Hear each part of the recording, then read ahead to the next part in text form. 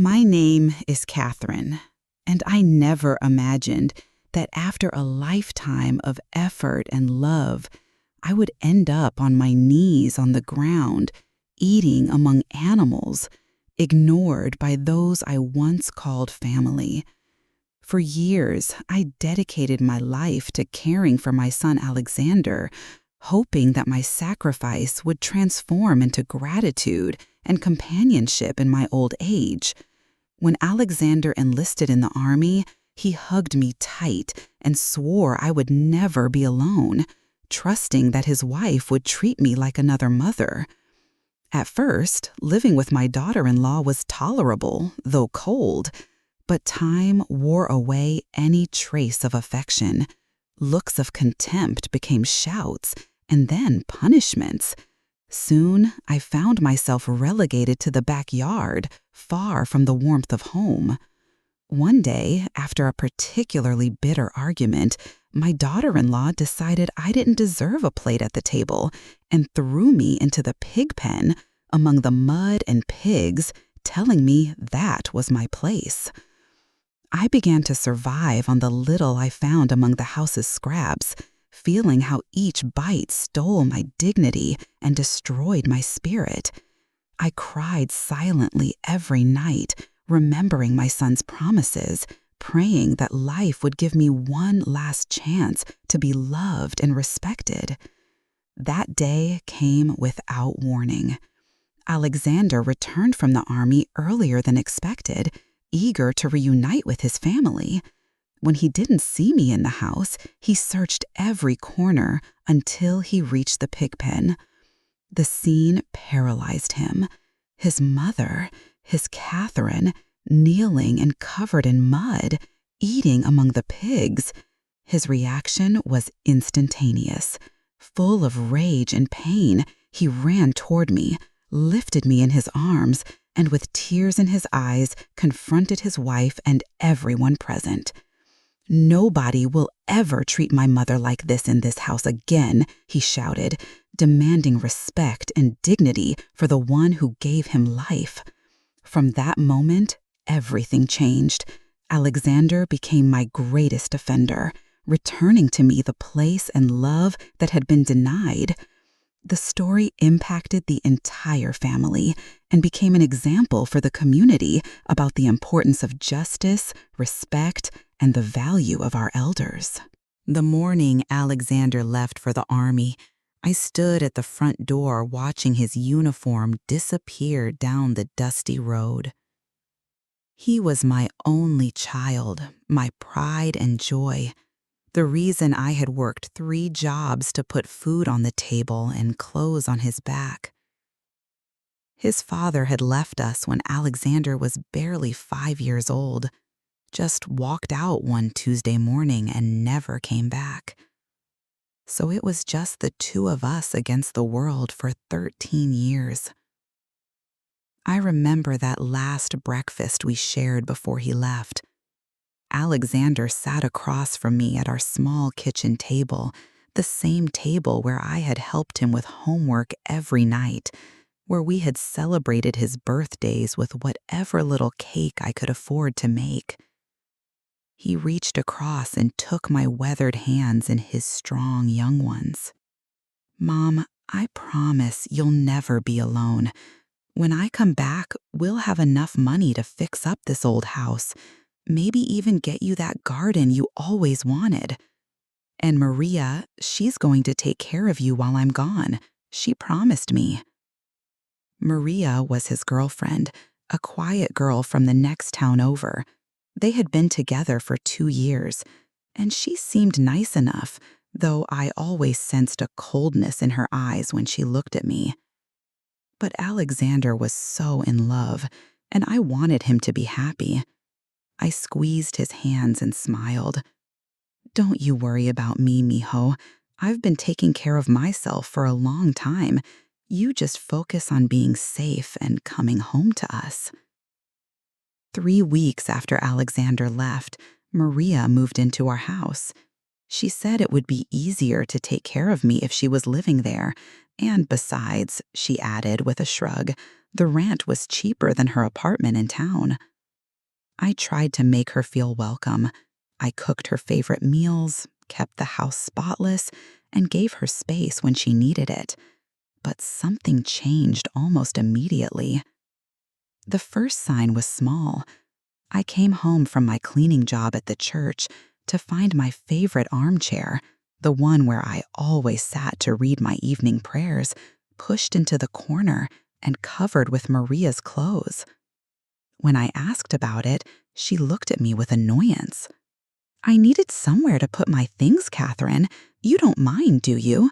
After all, Alexander said I should make myself at home."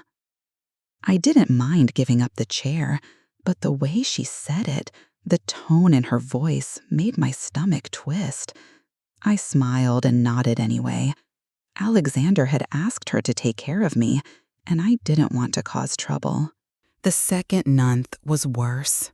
Maria started making comments about everything I did. The way I cooked was too old-fashioned. The way I cleaned wasn't thorough enough. The way I spoke was too loud, too something. She began eating her meals in the living room, leaving me to eat alone in the kitchen.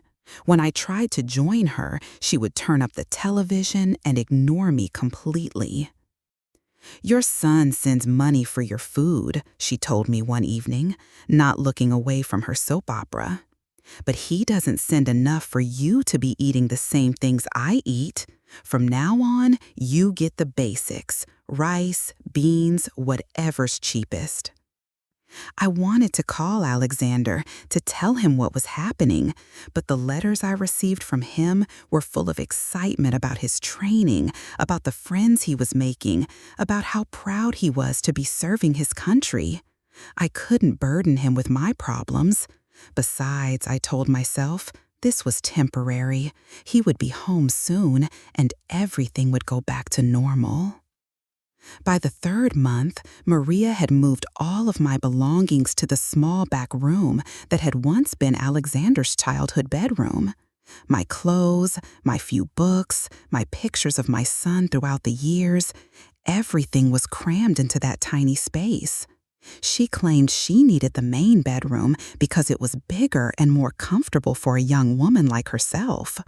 The back room had a small window that looked out onto the yard where we kept our 3 pigs and handful of chickens. "You're an old woman, Catherine. You don't need much space. Besides, you should be grateful I'm letting you stay in your own house." Letting me stay in my own house. The words stung, but I bit my tongue and accepted the arrangement. Alexander would be home in a few months, and then we would sort everything out. The fourth month brought new humiliations. Maria started having friends over, loud friends who drank and laughed late into the night. They would leave their garbage everywhere, and in the morning, Maria would point to the mess and tell me to clean it up. When I complained that I was tired, that I had worked all day at the church and needed rest, she would laugh. "What else do you have to do, old woman? This is your contribution to the household. Alexander doesn't want a lazy mother." She started inviting men over, too. Different men. Men who would look at me with pity or disgust when they saw me cleaning up after them. One night, I heard Maria through the thin walls talking to one of her visitors. "She's Alexander's mother, but she's becoming a real burden. Always complaining, always getting in the way. I can't wait until he gets back so we can figure out what to do with her." The man's voice was muffled, but I heard him laugh and say something about old people not knowing when they weren't wanted anymore. I lay awake that whole night, staring at the ceiling, wondering how my life had become so small and lonely. The 5th month was when things became truly unbearable. Maria stopped buying food for me altogether. She would come home with bags of groceries and put them away while I watched, my stomach growling from hunger. When I asked where my portion was, she would shrug and point toward the back door. "There's plenty to eat out there. The pigs seem to manage just fine." At first, I thought she was joking. But when dinner time came and she sat down to a plate of roasted chicken and vegetables while I got nothing, I realized she was serious. That night, driven by hunger and desperation, I crept outside and found scraps of bread and leftover rice that had been thrown into the pig pen. I told myself it was temporary, just until I could figure out what to do. But the next day was the same, and the day after that. Soon, going to the pig pen for food became routine. I would wait until Maria was distracted or asleep, then creep outside and search through the scraps and leftovers that were meant for the animals. The pigs would grunt and shuffle around me, treating me like just another creature competing for food. The worst part wasn't the hunger or even the humiliation of eating garbage. It was the loneliness. I would kneel there in the mud, picking through potato peels and stale bread, and remember the woman I used to be, the woman who had raised a son with dignity and strength, the woman who had worked multiple jobs and still found time to help her neighbors, the woman who had been respected in her community. Now, I was just an old woman eating with pigs. I tried to maintain some dignity. Every morning, I would wash my face and hands, comb my gray hair, and put on the cleanest clothes I had. I would walk to the church where I still worked, a few hours cleaning the pews and sweeping the floors. Father Miguel was always kind to me, asking about Alexander and telling me how proud I should be of my soldier son. But I could never tell him about what was happening at home. The shame was too great. "Father Miguel," I said one afternoon as I was finishing up my work, "do you think God forgive us for the things we have to do to survive?" He looked at me with concern in his dark eyes. "Catalina, what kinds of things are you talking about? Is everything all right at home?" I wanted to tell him everything about the pig pen, about Maria's cruelty, about how I had become invisible in my own home, but the words wouldn't come. Instead, I just smiled and shook my head. "Everything is fine, Father. I was just thinking about life in general." But he wasn't fooled. Father Miguel had been our parish priest for 15 years. He knew his congregation, knew when someone was suffering. He placed a gentle hand on my shoulder. "Catalina, you know that God sees everything we endure. He sees the suffering of the innocent, and he remembers those who show kindness to others. Your son is lucky to have a mother like you, and when he returns, I believe he will make things right." His words gave me comfort, but they also made me cry. That night, I knelt in the mud of the pig pen, tears streaming down my face as I ate moldy bread and tried to believe that my son would indeed make things right. The 6th month brought a new low. Maria had started entertaining a particular man, Carlos, who seemed to have moved in permanently. He was crude and loud, with hands that wandered and a mouth that never stopped talking. He treated me like I was invisible, except when he wanted to make jokes at my expense. "Look at the old pig lady," he would say to Maria when he thought I couldn't hear, "living out there with the animals where she belongs." Maria would laugh, and the sound would cut through me like a knife. This was the woman my son loved, the woman he trusted to take care of me. I began to understand that Alexander had been deceived, just as I had been. One evening, as I was coming back from the pig pen with my meager dinner, Carlos blocked my path to the back door. "Where do you think you're going, old woman?" "I'm going to my room," I replied quietly, clutching the scraps of food I had gathered. "This isn't your room anymore. Maria and I need privacy. From now on, you sleep outside. There's a shed back there by the pig pen. That's good enough for someone like you." "But it's my house," I whispered, the words feeling strange and powerless in my mouth. He laughed, a harsh sound that made the chickens scatter. Your house? You don't pay any bills here, old woman. You don't contribute anything except complaints and bad smells. The house belongs to whoever takes care of it, and that's Maria now. That night, I slept in the shed, curled up on old potato sacks and covered by a thin blanket I had managed to grab from my former room. The shed was cold and damp, with gaps in the walls that let in the wind and rain. But it was also quiet, away from the sounds of Maria and Carlos's loud arguments and louder reconciliations. In the darkness, I thought about my life, about the choices I had made and the dreams I had held. I had wanted to see my son graduate from school, get married, have children of his own. I had imagined being a grandmother, spoiling grandchildren and passing on family recipes and stories.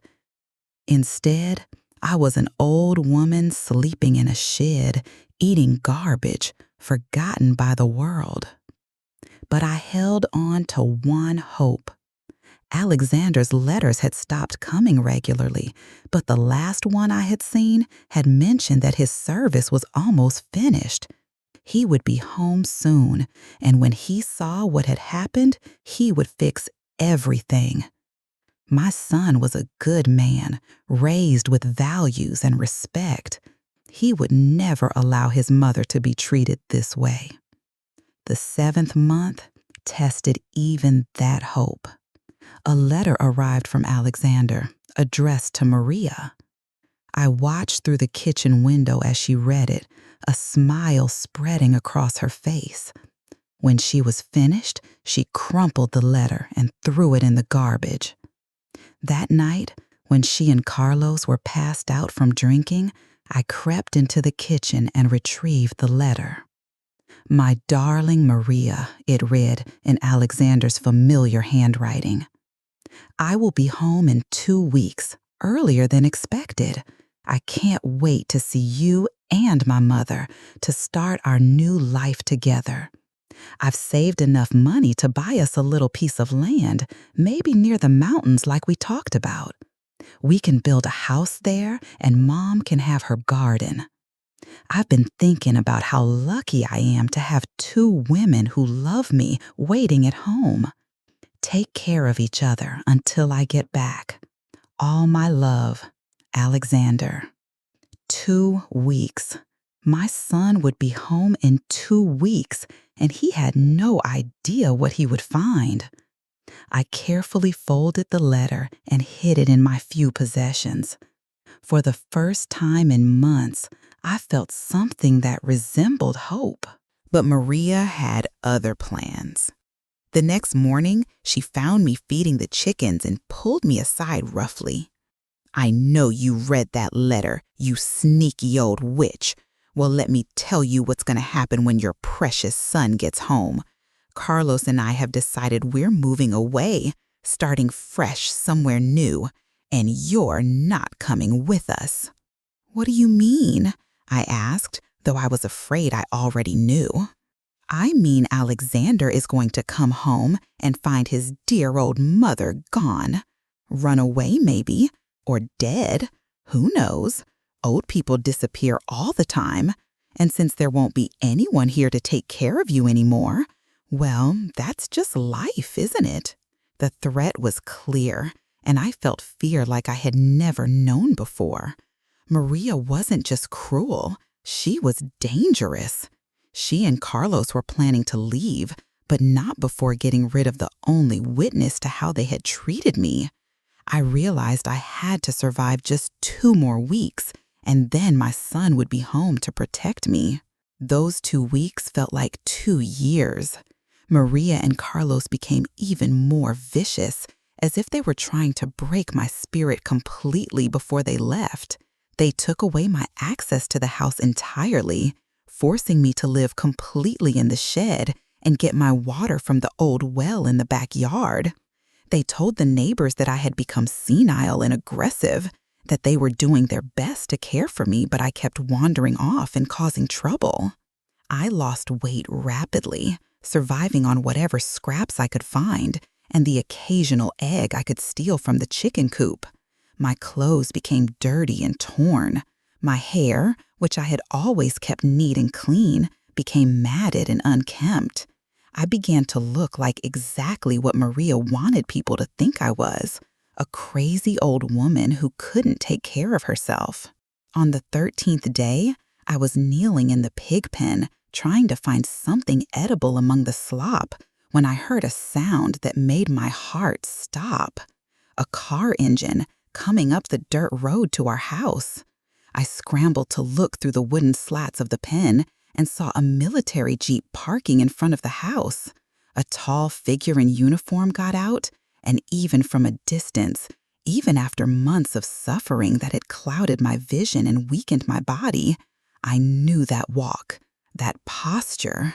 Alexander, my son, had come home. I tried to stand up, to call out to him, but my legs were weak and my voice was hoarse from months of barely speaking. I fell back into the mud just as I heard the front door of the house slam open. "Maria! Mom! I'm home!"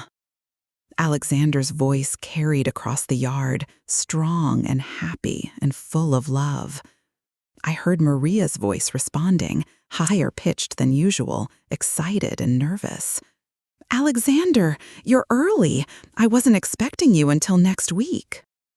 I heard my son's laughter, the sound I had missed more than anything else in the world. "Where's my mother? I want to see her first thing." There was a pause, and then Maria's voice again, but different now, more careful. She's not here right now, mi amor. She went to visit her sister in the next town. She should be back later today." I heard my son's laughter, the sound I had missed more than anything else in the world. "Where's my mother? I want to see her first thing." There was a pause, and then Maria's voice again, but different now, more careful. She's not here right now, mi amor. She went to visit her sister in the next town. She should be back later today." I heard my son's laughter, the sound I had missed more than anything else in the world. "Where's my mother? I want to see her first thing." There was a pause, and then Maria's voice again, but different now, more careful. She's not here right now, mi amor. She went to visit her sister in the next town. She should be back later today." I heard my son's laughter, the sound I had missed more than anything else in the world. "Maria, where are all my mother's things? Her chair, her pictures, all her stuff from the living room." "Oh, that. Well, I had to make some changes while you were gone. She didn't really need all that space, and I needed room for my things. Her stuff is in the back room." More footsteps, faster now. I could hear Alexander moving through the house, and I knew he was seeing everything with fresh eyes. The mess, the changes, the absence of any sign that his mother lived there with dignity and respect. "Maria, this room is tiny. You put my mother in this little space? And where is she sleeping? This bed is too small for an adult." "Well, she's gotten very difficult, Alexander. Very demanding and ungrateful. I did the best I could, but she complained about everything. I thought maybe when you got back, we could talk about other arrangements for her." Other arrangements. I knew what that meant. Maria was still planning to get rid of me, even with Alexander home. She probably thought she could convince him that I had become a burden, that the best thing would be to put me in some kind of home or institution. I heard my son's voice again, and now there was anger in it, a cold fury that I recognized from the few times he had been truly upset as a child. "What kind of other arrangements, Maria? What exactly are you suggesting?"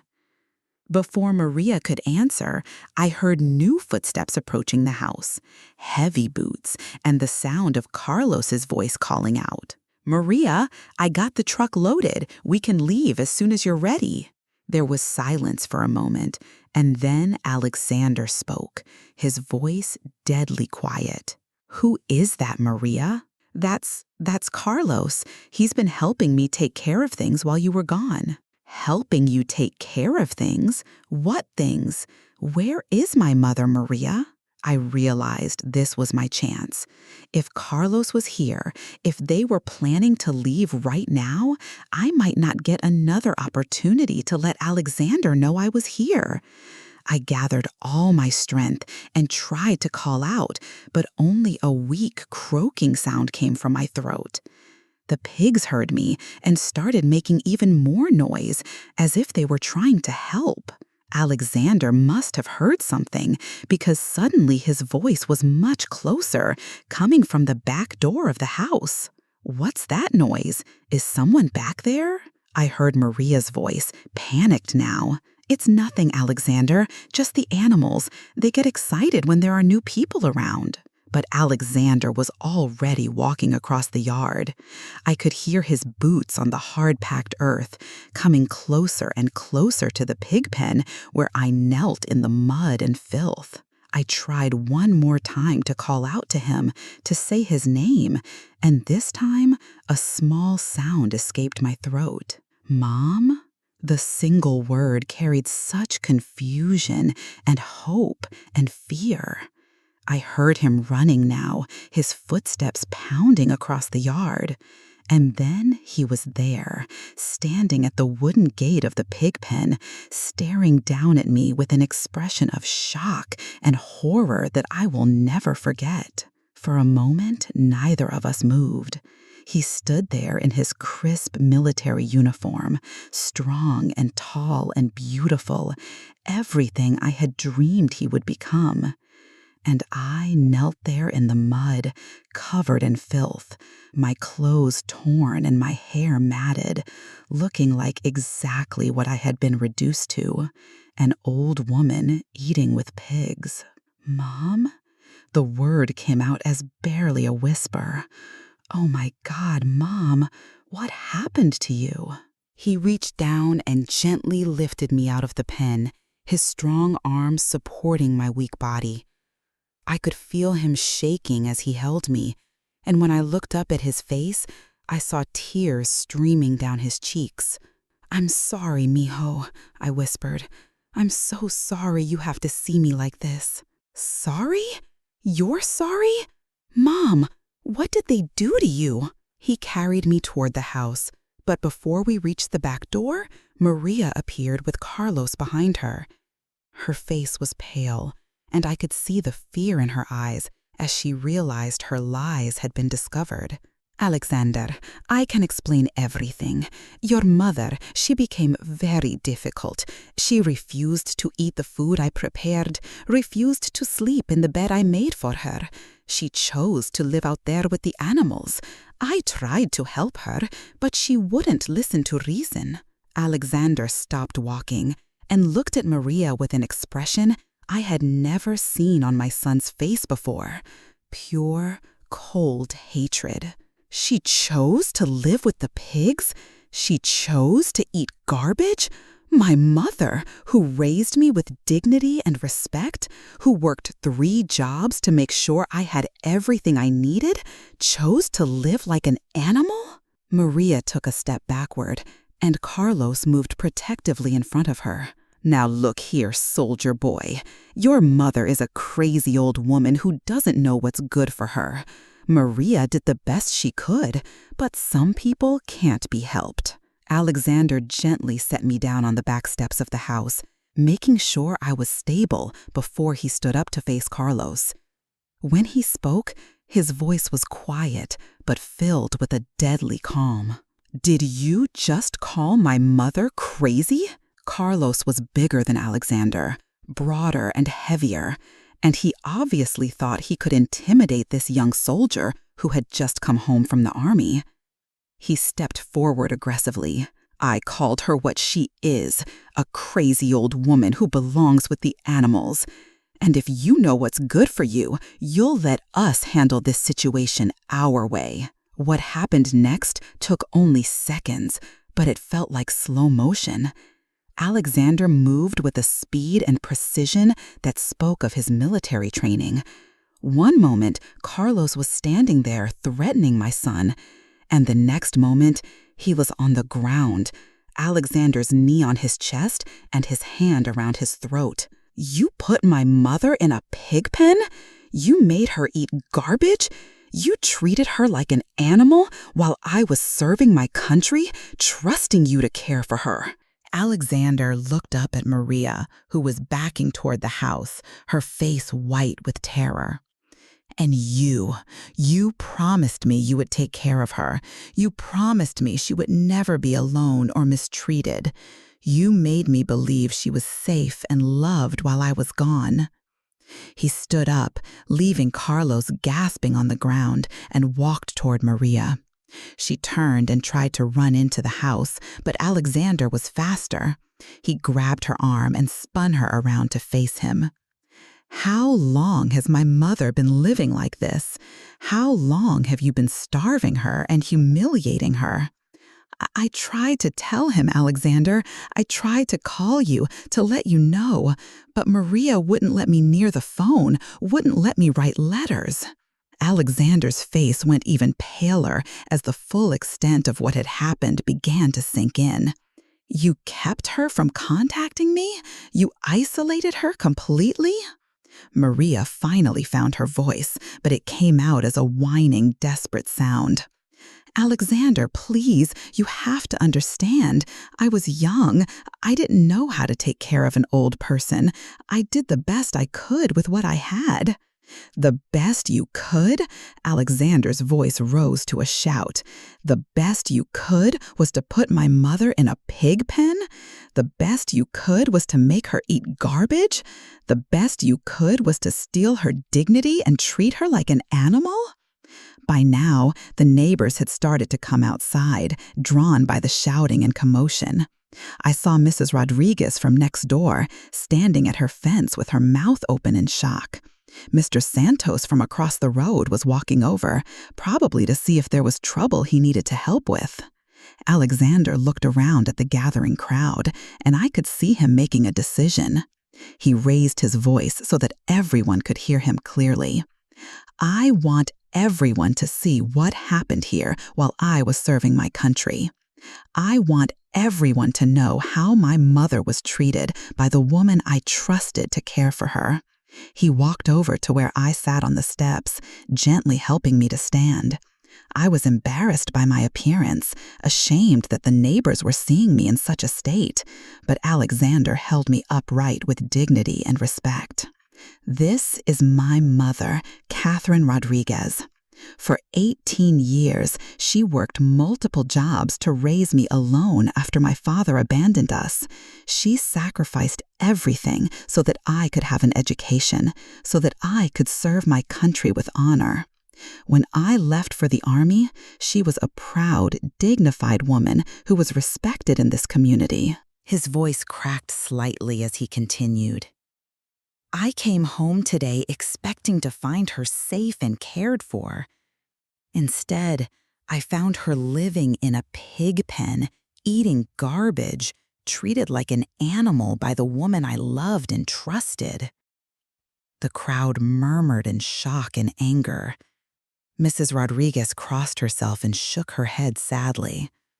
Mr. Santos stepped forward. Catalina, is this true?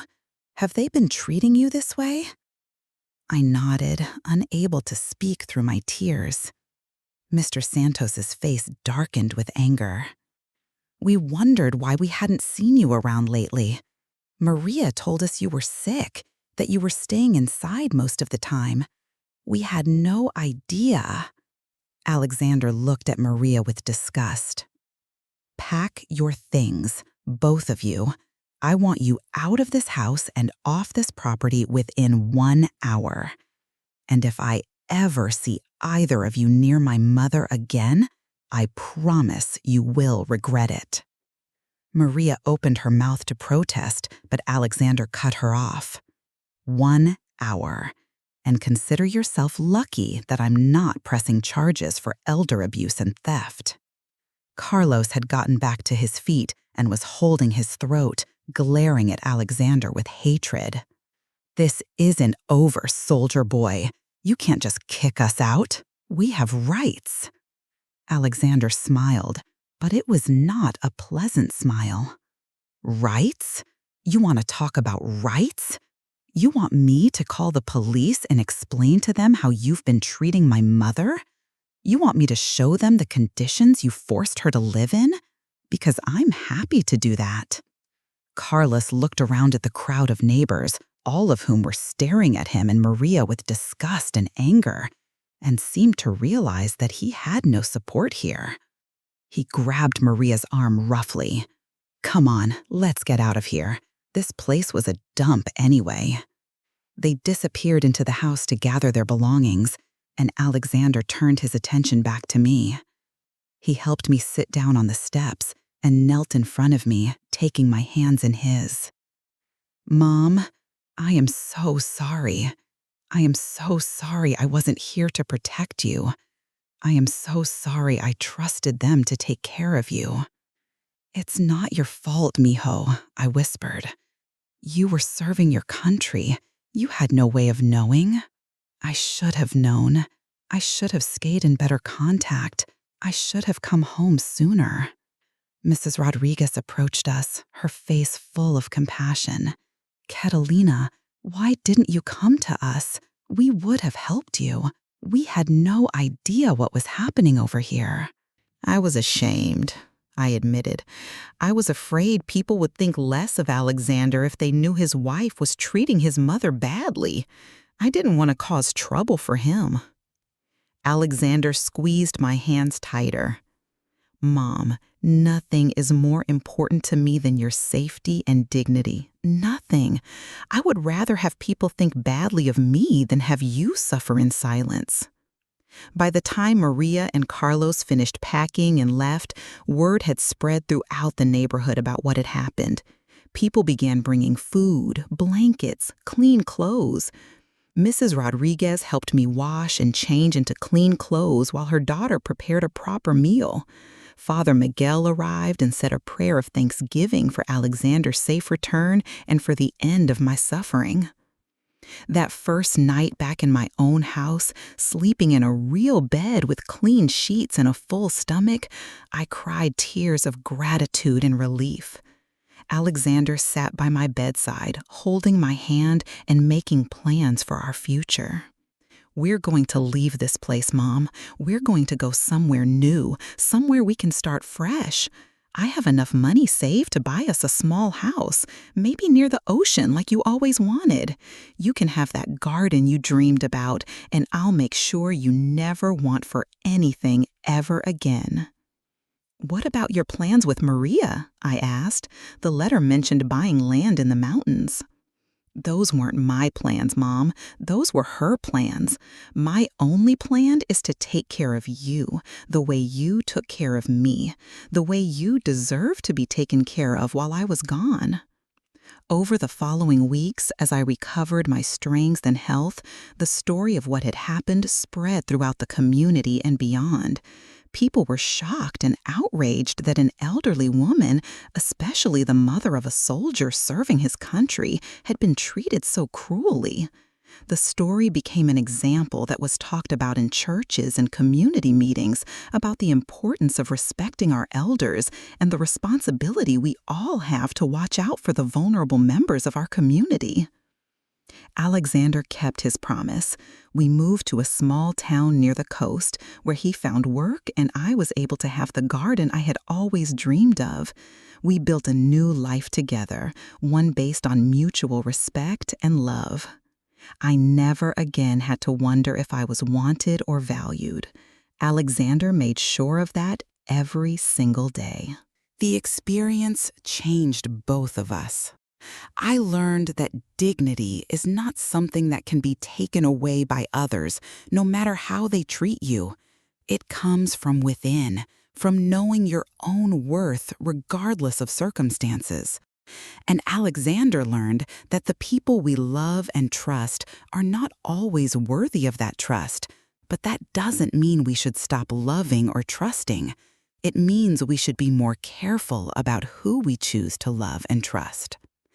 Every evening now, we sit together on the porch of our new home, watching the sunset over the ocean. Alexander tells me about his day at work, and I tell him about my garden and the neighbors I've met. We are content in each other's company, grateful for the second chance we've been given to appreciate each other. Sometimes I think about Maria and Carlos, wondering where they are now and whether they ever think about what they did. I don't hate them anymore. Hatred is too heavy a burden to carry, and I've learned that life is too short to waste on negative emotions. But I do hope that somehow, somewhere, they learned from what happened and that they never treat another vulnerable person the way they treated me.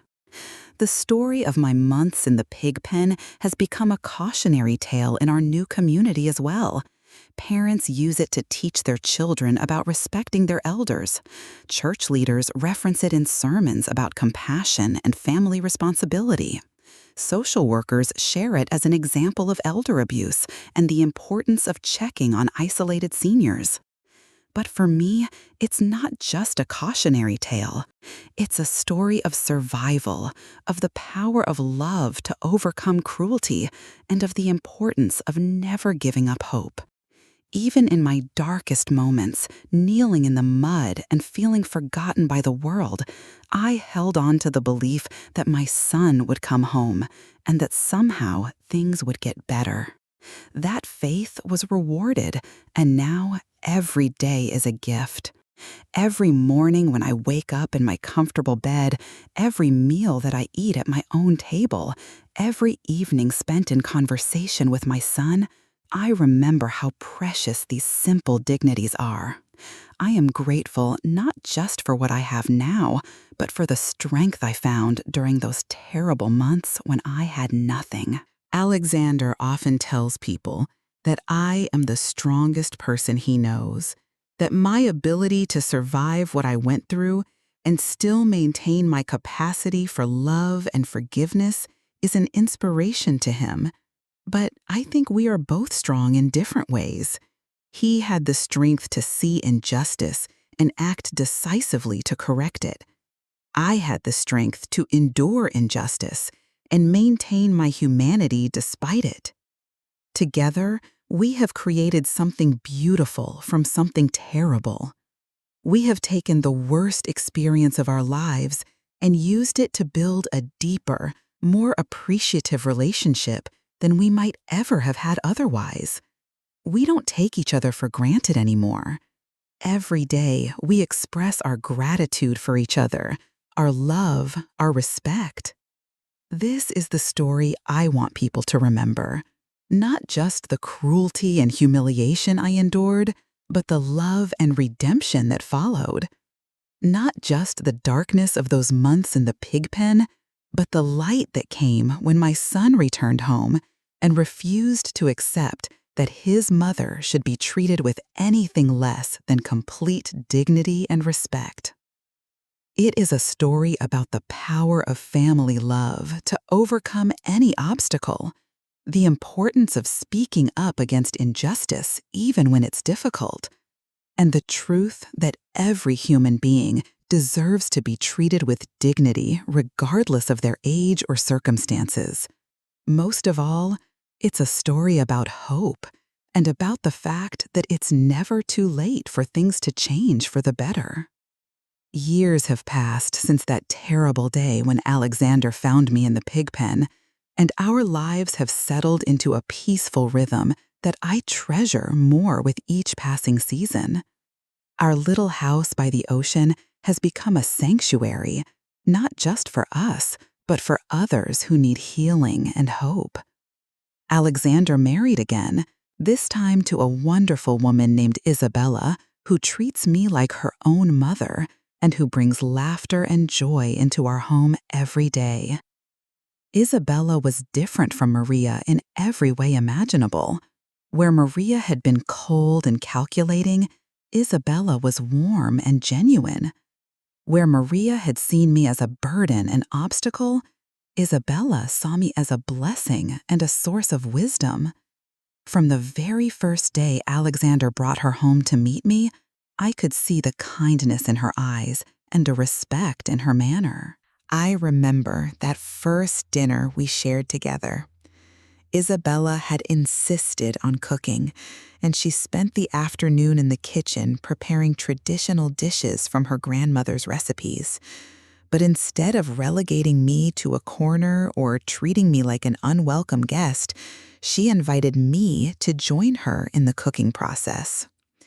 "Señora Catherine," she said with genuine enthusiasm, "Alexander tells me you make the most incredible tamales. Would you teach me your secret? I want to learn everything I can about the foods that made him the wonderful man he is today."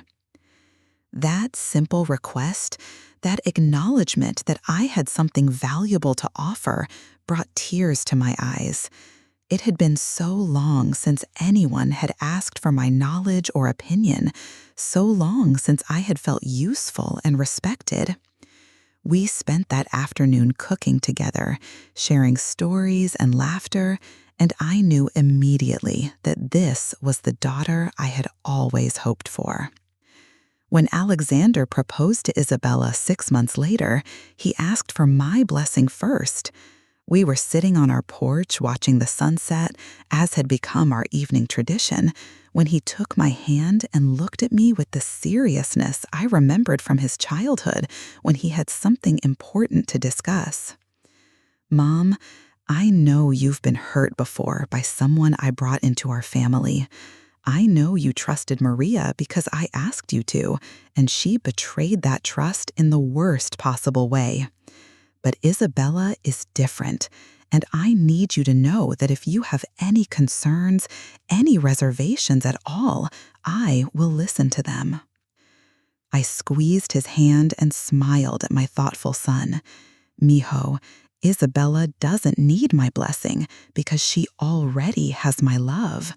That girl treats me with more respect and kindness than I ever dared to hope for. If you let her get away, I might never forgive you." He laughed, the worry leaving his face, and I could see the happiness radiating from him. This was how it should be, I thought. A man should be able to love both his mother and his wife without conflict, without having to choose sides or manage competing loyalties. Isabella understood this instinctively, and she never made Alexander feel like he had to divide his attention or affection. Their wedding was a small, beautiful ceremony held on the beach near our home. Father Miguel, who had followed us to our new town, officiated the service. The whole community came out to celebrate, many of them people who had heard our story and wanted to show their support for our family. As I watched Alexander and Isabella exchange vows, promising to love and cherish each other through all of life's challenges, I thought about how different this moment felt from the anxiety and uncertainty I had felt when he first told me about Maria. This time, I felt only joy and gratitude, joy that my son had found true love with someone who valued family and understood the importance of treating others with dignity. Gratitude that I was here to witness this moment, healthy and cherished, surrounded by people who cared about us. There had been times during those dark months in the pig pen when I wondered if I would live to see my son happy and settled. Now here I was, not just surviving, but thriving, watching him begin a new chapter of his life with a woman who would honor and protect our family bond. Isabella moved into our house after the wedding, but instead of the tension and displacement I had experienced with Maria, her presence only made our home more warm and welcoming. She had a gift for creating harmony, for making everyone feel valued and included. She would ask my opinion on household decisions, seek my advice about local customs and traditions, and often sit with me in the evenings, asking me to tell her stories about Alexander's childhood. "He was always such a serious little boy," I told her one night as we sat shelling peas for dinner. "Even when he was playing, he had this intense concentration, like he was studying how to be the best at whatever he was doing. I used to worry that he was growing up too fast, taking on too much responsibility because it was just the two of us." Isabella listened with genuine interest, asking questions and laughing at the funny stories, crying at the sad ones. She was building a complete picture of the family she had married into, not because she had to, but because she wanted to understand and appreciate the history that had shaped the man she loved. "Tell me about the time he decided to build you a garden," she said one evening. "He mentioned it once, but he got embarrassed and changed the subject." I smiled, remembering that ambitious project from Alexander's 10th birthday. He had saved up his allowance money for months and surprised me by hiring the neighbor's teenage son to help him dig up a patch of our backyard. His plan was to plant vegetables so that we wouldn't have to spend as much money at the market. The problem was, he had chosen the shadiest part of the yard, and despite his careful attention and daily watering, nothing would grow properly. He was so frustrated and disappointed. He kept checking the plants every morning, willing them to grow bigger and stronger. When it became clear that the garden was failing, he came to me with tears in his eyes and apologized for wasting the money and making a mess of the yard. I hugged him and told him that the garden wasn't a failure because it had taught us both something important. It taught him about planning and research, about asking for advice before starting big projects. And it taught me that my son had a generous heart that wanted to take care of his mother, even when he was still a child himself. Isabella wiped her eyes and reached over to squeeze my hand. No wonder he grew up to be such a wonderful man. He had the perfect teacher. These moments of connection and shared understanding became the foundation of our relationship. Isabella wasn't just Alexander's wife. She became my friend, my companion, my daughter in every way that mattered. When people met us together, they often commented on how natural we seemed together, how obviously we cared for each other. Some people were surprised to learn that we weren't blood relatives, that Isabella had chosen to embrace me as family rather than seeing me as an obligation or burden. One day, about a year after their wedding, Isabella came to me with news that filled my heart with more joy than I had thought possible. We were working in the garden together, the one Alexander had finally built for me behind our new house, when she paused in her weeding and looked at me with a shy smile.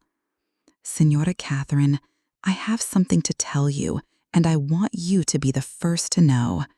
Alexander and I are going to have a baby." I dropped my gardening tools and pulled her into a hug, both of us crying happy tears. A grandchild. After all the years of wondering if I would ever experience this joy, after all the dreams I had almost given up on during those dark months, I was going to be a grandmother. "Does Alexander know?" I asked. "Not yet. I wanted to tell you first, because I want you to know how important you are to this family, to this baby. This child is going to be so lucky to have you as a grandmother, to learn from your strength and wisdom and love." As Isabella's pregnancy progressed, I found myself with a new purpose and energy that I hadn't felt in years. I began preparing for the baby's arrival, sewing tiny clothes and blankets, researching the best foods for nursing mothers, sharing old family remedies and traditions that had been passed down through generations. Alexander watched this transformation with amazement and delight. "Mom, I haven't seen you this excited since I graduated from high school," he said one evening as he found me knitting yet another baby blanket. "This is different, mijo. This is about the future, about continuing our family line, about having someone new to love and teach and spoil. I never thought I would get this chance." He sat down beside me on the couch, putting his arm around my shoulders in the casual, affectionate way that had become natural between us since our reunion. "You know, I used to lie awake at night in the army, thinking about coming home and starting a family. But in my imagination, you were always part of that picture. I could never envision a future where my children wouldn't know their grandmother, wouldn't benefit from your love and guidance. That's part of what made what Maria did so unforgivable. She wasn't just hurting you, she was trying to steal that future from all of us." When little Sophia was born, a perfect, healthy baby girl with Alexander's serious eyes and Isabella's gentle smile, I held her in my arms and felt a completeness I had never experienced before. This tiny person represented everything good and hopeful about life. She was proof that love could triumph over cruelty, that families could heal and grow stronger after being broken. Sophia became the center of our world, but in the most wonderful way. Alexander proved to be a devoted father, patient and tender with his daughter, while still maintaining his responsibilities as a husband and son. Isabella was a natural mother, confident and nurturing, never excluding me from the parenting process, but instead treating me as a valued partner in raising this precious child. I was the one who gave Sophia her first solid foods, who taught her to walk by letting her hold onto my fingers as she took those wobbly first steps across the living room. I was the one who sang her the lullabies I had sung to Alexander, who told her stories about her father's childhood, who rocked her to sleep when she was fussy or overtired. As Sophia grew from baby to toddler to little girl, she became my constant companion. Every morning, she would climb into my bed and we would plan our day together. We would work in the garden, with Sophia helping me plant seeds and water the vegetables. We would walk to the market together, where the vendors knew us and always had a special treat for my granddaughter.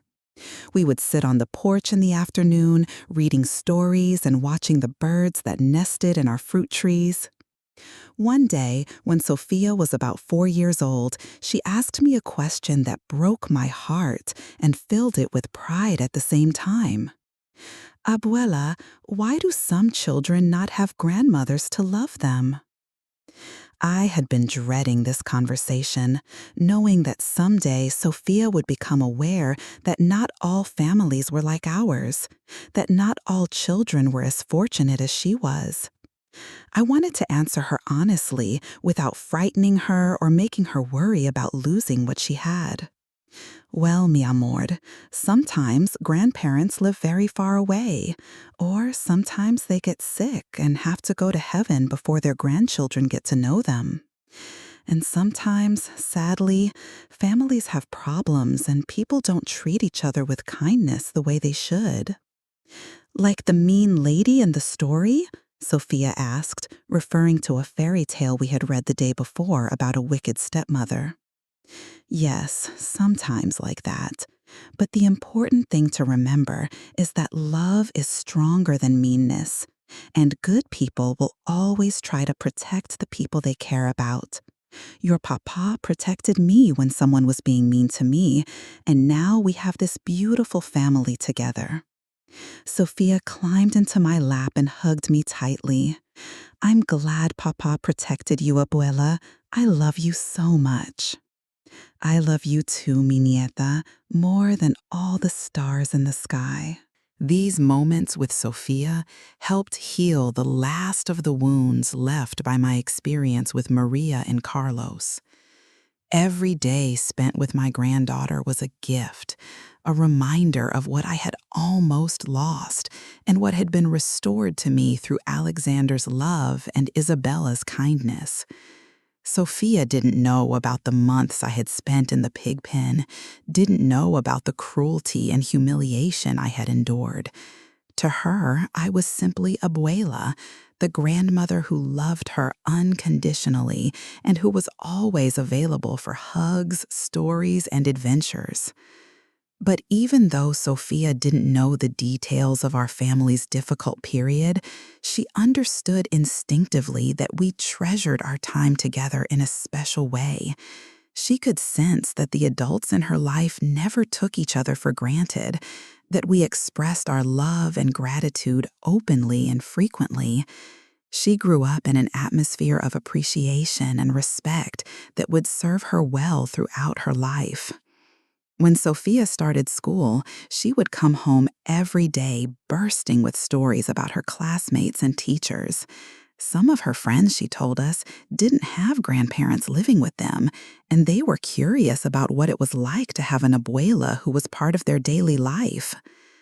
Maria's friend Jessica says her grandmother only visits on holidays, and she lives in a big house with other old people, Sophia reported one afternoon.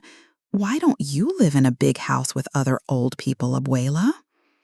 Because I live here with my family, where I belong, I answered. Some grandparents choose to live in special communities with other grandparents, and that can be nice too. But I prefer to be right here with you and Mama and Papa, where I can help take care of you and you can help take care of me. This exchange reminded me of how easily things could have been different. If Maria had succeeded in her plans, if Alexander had not returned when he did, I might very well have ended up in one of those institutions for elderly people, alone and forgotten. Instead, I was an integral part of a loving family, needed and valued, with a granddaughter who couldn't imagine life without her abuela. As the years passed and Sophia grew older, she began to show interest in learning about our family history. She would ask questions about her grandfather, the man who had left when Alexander was young, and about my own parents and grandparents.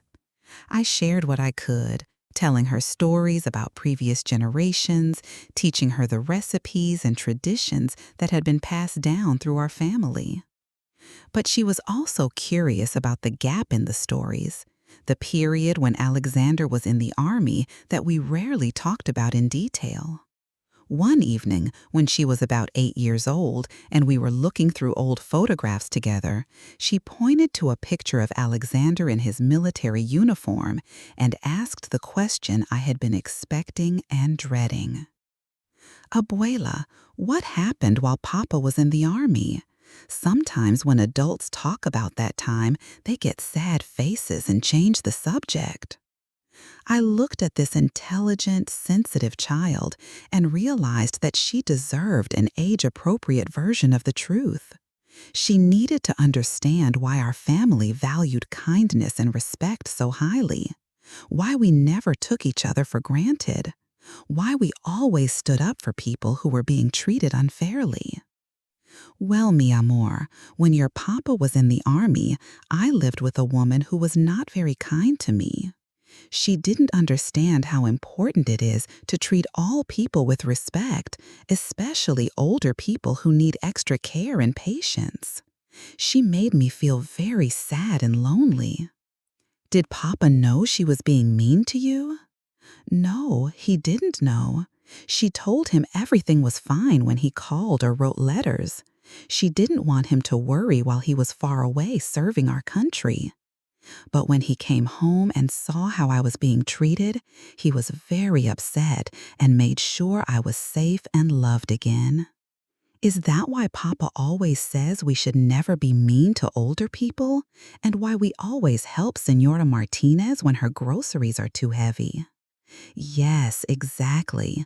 Your papa learned that it's very important to protect people who might not be able to protect themselves, and to always treat others the way we would want our own family to be treated." Sophia was quiet for a moment, processing this information with the seriousness that reminded me so much of her father at the same age. I'm glad Papa protected you, Abuela, and I'm glad you're here with us now. I can't imagine our family without you. Neither can I, mi amor, neither can I. This conversation marked a turning point in Sophia's understanding of the world and her place in it. She became even more compassionate and thoughtful, always quick to include children who seemed lonely or left out, always respectful to elderly neighbors and relatives. She had learned, without experiencing trauma herself, that kindness and respect were not just nice ideas, but essential values that protected the vulnerable and strengthened families and communities. As Sophia entered her teenage years, she began to show interest in social justice issues, inspired partly by our family story and partly by her own observations of inequality and unfairness in the world around her. She volunteered at the local senior center, helping elderly residents with activities and companionship. She participated in school programs that paired teenagers with isolated seniors for regular visits and assistance. One day, she came home from the senior center with tears in her eyes and a story that reminded me powerfully of my own experience. Abuela, there's a man at the center, Senor Rodriguez, who hasn't had any visitors in months. His family just put him there and forgot about him. He showed me pictures of his grandchildren, but he says they never call or visit. How can people do that to their own grandfather? I held her while she cried, remembering my own feelings of abandonment and invisibility during those dark months. But I also felt proud of this young woman who had such a strong sense of justice and compassion. Some people don't understand how precious our elders are, Sophia. They see only the inconvenience or the responsibility, not the wisdom and love that older people have to offer. But you understand, and you're making a difference in Senor Rodriguez's life just by spending time with him and treating him with respect. Can we invite him for dinner sometime? I think he would like to meet you and Papa and Mama. He talks about his family all the time, and I think it would make him happy to be part of a family meal again, even if it's not with his own relatives. Of course we can, mi amor. Our table always has room for someone who needs to feel loved and included. These moments of connection between the generations, these opportunities to extend our family circle of love and care to include others who needed it, felt like the fulfillment of something that had been broken during my experience with Maria. I had been treated as worthless and disposable, but now I was part of creating a legacy of respect and inclusion that would influence Sophia's children and grandchildren for generations to come. When Sophia graduated from high school, she gave a speech as valedictorian that brought tears to my eyes and made me understand fully how our family story had shaped her worldview and values. I want to talk about the power of standing up for what's right, even when it's difficult, she said to the packed auditorium. I learned this lesson from my father, who came home from military service to find that someone he trusted had betrayed that trust in the worst possible way. Instead of accepting that betrayal or making excuses for it, he took immediate action to protect someone he loved and to restore dignity where it had been stolen. She looked directly at me in the audience as she continued. I learned it from my grandmother, who survived months of cruelty and humiliation without losing her capacity for love and forgiveness. She taught me that dignity comes from within, that respect is something we owe to every human being, and that families are strongest when they protect their most vulnerable members. The audience gave her a standing ovation, but I could barely see through my tears of pride and gratitude. This beautiful, intelligent, compassionate young woman was living proof that something good and lasting could come from even the most painful experiences. Our family's story of betrayal and redemption had become the foundation for her commitment to justice and kindness. Sophia went on to study social work in college, specializing in elder care and family services.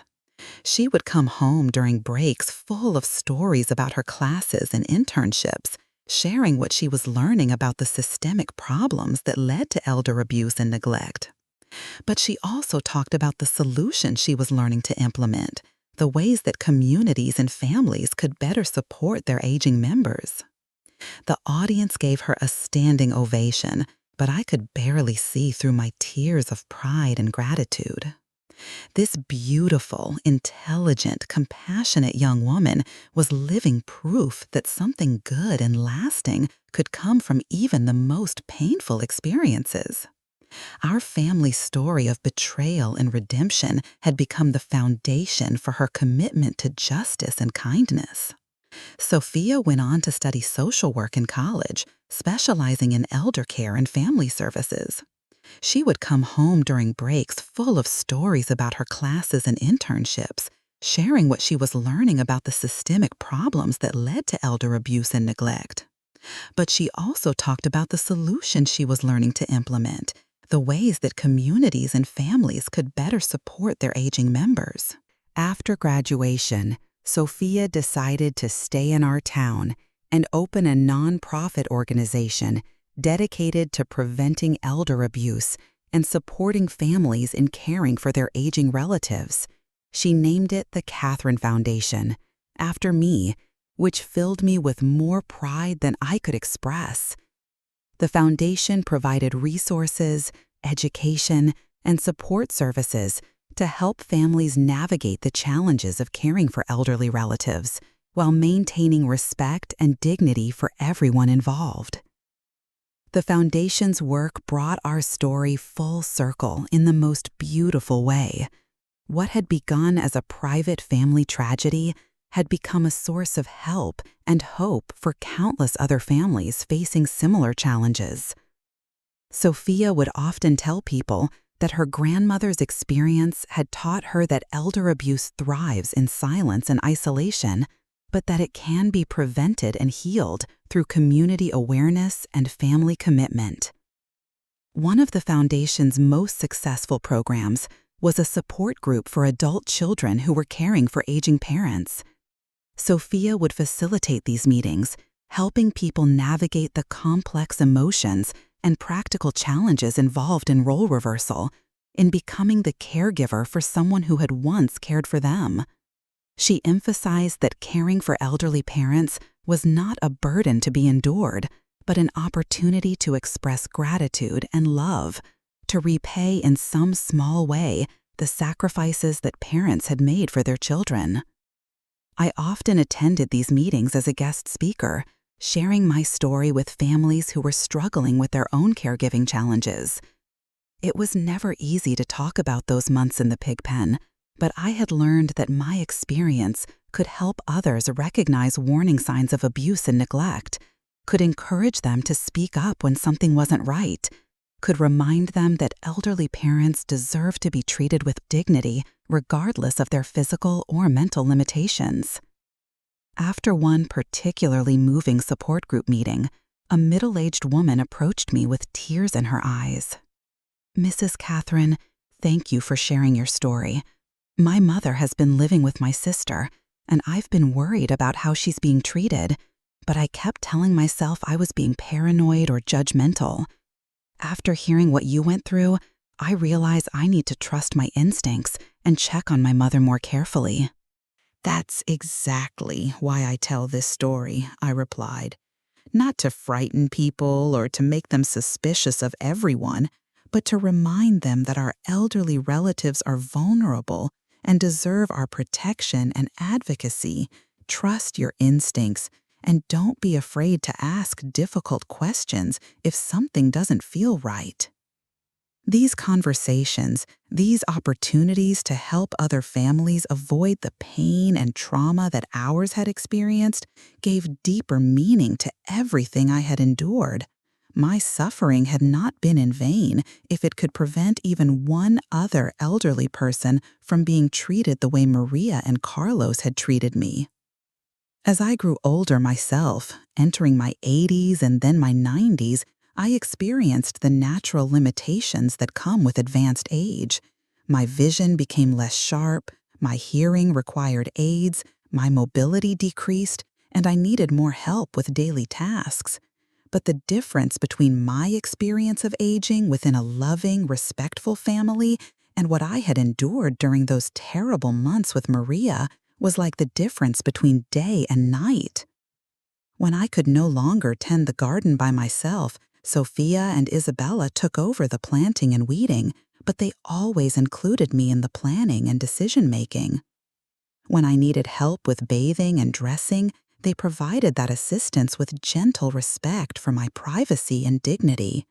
When my memory began to fade and I sometimes forgot names or repeated stories, they listened with patience and understanding, never making me feel embarrassed or burdensome.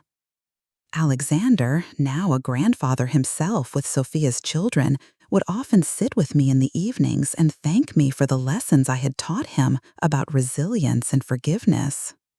Mom, I used to wonder how you survived those months without becoming bitter or angry. Now I understand that your strength came from your faith and love, your belief that goodness would eventually triumph over cruelty. That faith sustained you through the worst experience of your life, and it taught all of us what it means to never give up hope. I would pat his hand and smile at this man who had grown from a serious little boy into a compassionate, responsible adult and father. Mijo, the hardest lesson I learned was that we can't control how others treat us, but we can control how we respond to that treatment. I chose to survive with my dignity intact, to keep my heart open to love, even when I was surrounded by cruelty. That choice made all the difference, not just for me, but for our entire family. As I near the end of my life now, I am surrounded by love, respect, and gratitude. 4 generations of our family live within a few miles of each other, all connected by bonds of genuine affection and mutual support. Sophia's children, my great-grandchildren, call me bisabuela and visit me almost daily, eager to hear stories about the old days and to share their own adventures and discoveries. The story of the months I spent in the pig pen has become family legend, told not as a tale of victimization, but as a story of triumphs, of the power of love to overcome any obstacle, of the importance of standing up for what is right, even when it requires courage and sacrifice. The children understand that their bisabuela was once treated very badly by people who should have cared for her, but that their grandfather came home and made everything right, and that this experience taught the whole family important lessons about kindness, respect, and the value of every human life. Sometimes, when I watch Sophia working with the families at her foundation, or when I see Alexander helping elderly neighbors with their groceries, or when I observe Isabuela teaching her children to be respectful and inclusive, I think about Maria and Carlos. I wonder if they ever realized what they lost when they chose cruelty over kindness, isolation over community, selfishness over love. They could have been part of this beautiful, growing family. They could have experienced the joy of watching children grow up, the satisfaction of contributing to something larger than themselves, the peace that comes from being surrounded by genuine love and respect. Instead, they chose to see me as an obstacle to be eliminated rather than a person to be cherished. They missed out on the wisdom that comes with age, the stories and traditions that I could have shared, the love and loyalty that I was eager to give. Their loss was immeasurable, though I doubt they ever understood what they had thrown away. My story ends where it began, with the recognition that love is the most powerful force in human experience. It can sustain us through the darkest times, motivate us to acts of heroic courage, and inspire us to create beauty and meaning from even the most painful circumstances. The love between Alexander and me survived months of separation and deception. It grew stronger through the trial of my mistreatment and his determination to protect me. It expanded to include Isabella, Sophia, and now a new generation of children who will carry forward the values we have learned and the bonds we have built. This is the legacy I leave behind, not the memory of an old woman eating with pigs, but the story of a family that refused to accept injustice, that chose love over hatred, forgiveness over bitterness, hope over despair. It is a story that will be told for generations, reminding each new child that they are part of something precious and enduring, something worth protecting and nurturing and passing on. The pig pen is long gone, torn down when Alexander and I moved to our house by the sea. But the garden we built together flourishes still, tended now by Sophia and her children, producing vegetables and flowers that nourish both body and spirit. This seems fitting to me, that the place where I experience such degradation should be replaced by something that grows and gives life, something that brings families together rather than tearing them apart. Every morning, I wake up grateful for another day with my family, another opportunity to experience the love and respect that were almost stolen from me but were ultimately restored 100-fold.